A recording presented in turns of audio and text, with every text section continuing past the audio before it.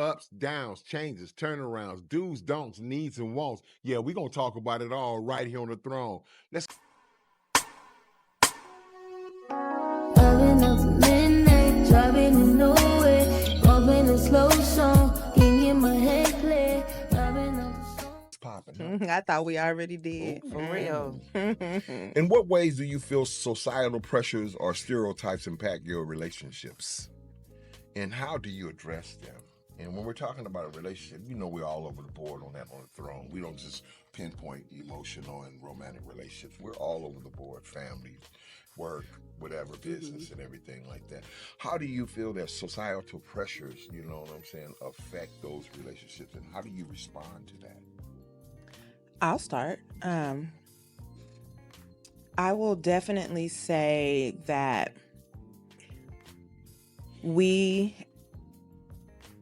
especially in Black culture, because Black culture shows up everywhere. I don't care what country you go to, you're going to see some bibbity bobbity hibbity hoppity on somebody's corner with some cornrows or some locks on hair that's not meant to lock, or whatever the case may be. Black culture is what everyone wants to draw from. Hallelujah. Yeah, seriously. Yeah. And so it's almost like a case of keeping up with the Joneses, because social media has put everything in our faces. There's no privacy. You know, we overshare. You can see every single element of anyone's life at any given time.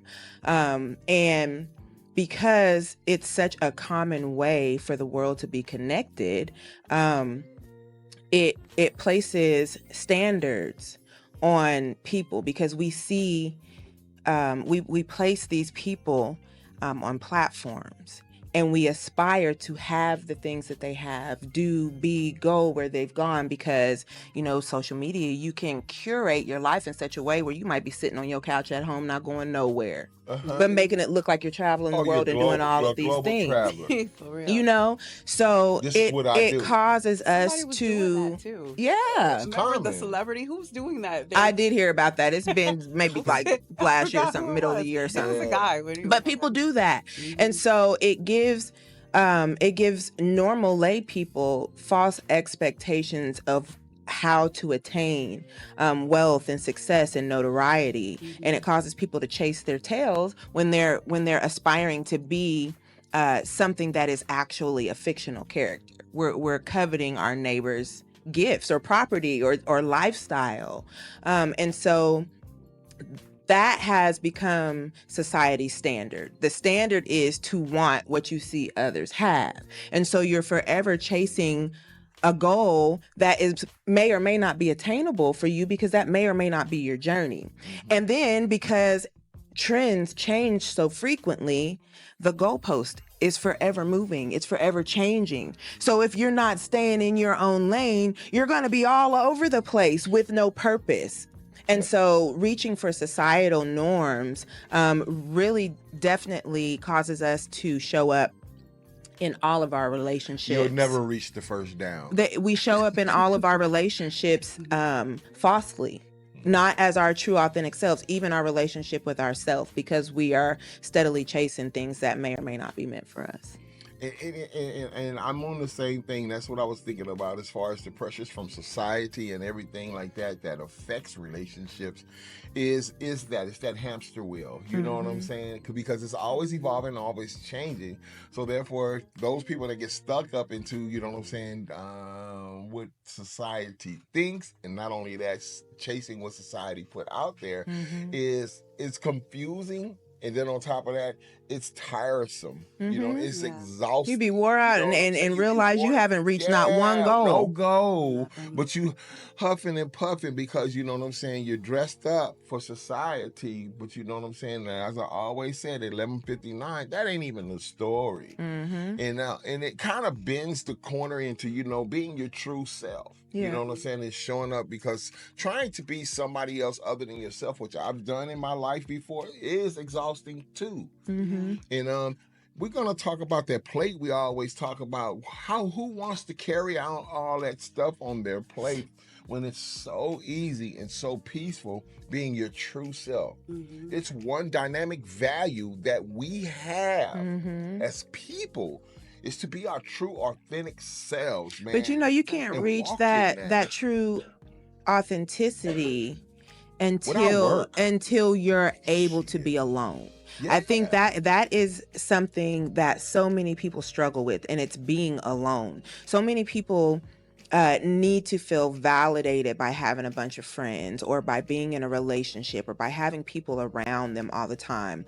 They're not comfortable with sitting with themselves. And the only way that you can get to know yourself and understand what your goals even are is if you sit with yourself. But you got to have somebody with you. You got to be in a relationship. You got as women, we a lot of times don't feel validated when we're alone. So we're always searching for a partner. So instead of being by yourself and waiting for a quality partner, you'll let whoever is showing you some attention be in your face because you're scared to sit with yourself because you're going to have to do the work once you sit with yourself. Yeah, because shout out to the prison system. You know what I'm saying? I can say yes. Shout out to CDC, California Department of Corrections, Real and shit. TDC, Texas Department of Corrections. Because if I could say one thing that you gave me was the ability to sit with my motherfucking self. You didn't have no choice. I People ain't don't gonna understand. lie. That's I a didn't have no luxury. choice in the beginning, but that last little 6 years, I learned how to sit with myself authentically. You know what I'm saying? I'm not talking about fakely. I'm talking about authentically, where I can sit with myself, meditate on myself, pray to my higher power with myself, pick up a book and read by myself. You know what I'm saying? And do everything, write journal by myself. You know what I'm saying? Sit up and take a walk by myself and not have to worry about nobody else, because I got to a point to where I didn't need nobody to validate me because I was searching for me to validate me. Yeah, and then you know what I'm saying, find that you Tia? start looking forward to your time alone. You start to my look God. forward to spending time with yourself, and that is where that peace comes from. When you find joy in that, you see what you have been missing all along. Red, I'm talking about, look, Red, my watches don't work, you know what I'm saying? They arm candy and everything like that. But I'll be like, oh, damn, when's she going to work? You know what I'm saying? Exactly.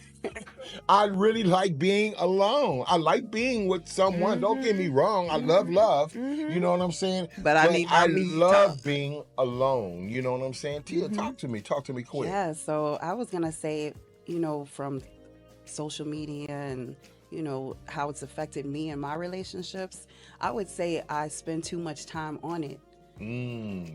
Talk about it. Especially if, let's say I don't like you, but I do like you. I'm just tolerating you. Oh, she's finna talk about some stalking. So what I'm about to say is I will probably be on the phone a lot. And I feel like that has that will affect your relationship. Even if you do love that person and you're on the phone all the time, they're like, dang, you're always on the phone. Dang, like, can I get some attention? So I know in my relationships, I would say just me being on it, because there's so many different avenues that's ridiculous. So I would say that's affected my relationship sometimes, and how I've coped with it or tried to deal with it. Like I said, if I do care for you and I do love you, I will try to stay off the phone, in that time, and just be on the phone when I'm alone. That's good right there. Yeah. You know what I'm saying? As far as that attention span. And I had to look at myself as far as that.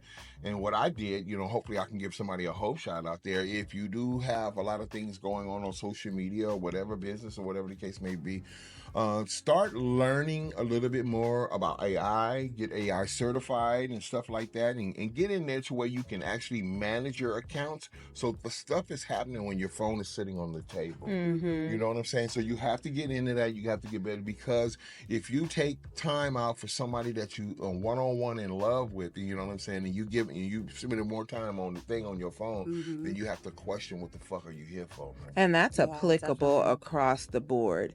When you're in relationship with someone and you care about them, you have to display some level of care in the way that they need to receive it, not just in the way that you know how to give it. If you really cut for me and I tell you I need this, you don't get to tell me, well, I do it like this. I mean, yeah, you can do it like that, but do you really mess with me? Because this is this is the way I need it. So what happens is, if we care, we pivot. We're mindful of those things, and it doesn't happen right away. It does take time for us to get in the habit of changing our behavior, but that's what we have to do anyway. So if we put that in practice for ourselves, well, goddamn, this ain't working for me. I keep running into the same brick wall. Well, I probably need to stop going this way when I'm trying to get to point B. Yeah. Maybe I need to go a different way so I can stop running into this wall. We have to do that for ourselves. So if we're in relationship with someone and they're verbalizing that the way that you're loving them or attempting to love them is not working for them, but could we try it this way? You don't get to tell them that they need to take it the way you're giving it, because you can move the hell around. No, you might as well call that gangster love. You know what I'm saying? You just gonna just gangster the love. So You we want have me to to we have to put that lesson into practice. I tell my kids all the time, the formula is the same no matter the circumstance. Each of our variables are just different. A plus B is going to equal C every time. Your A and my A may not be the same. Your B and my B may not be the same. But we got the C.1. But the formula is the Yeah. same, right? Same. So if you can pivot and upgrade your life, then you can pivot and upgrade within your relationships. And if you don't, I'm going to recognize that I'm not important enough, or this relationship, this connection is not important enough, because you can pivot where the fuck you want to pivot. Up out of here. You know what I'm saying? Hey, look.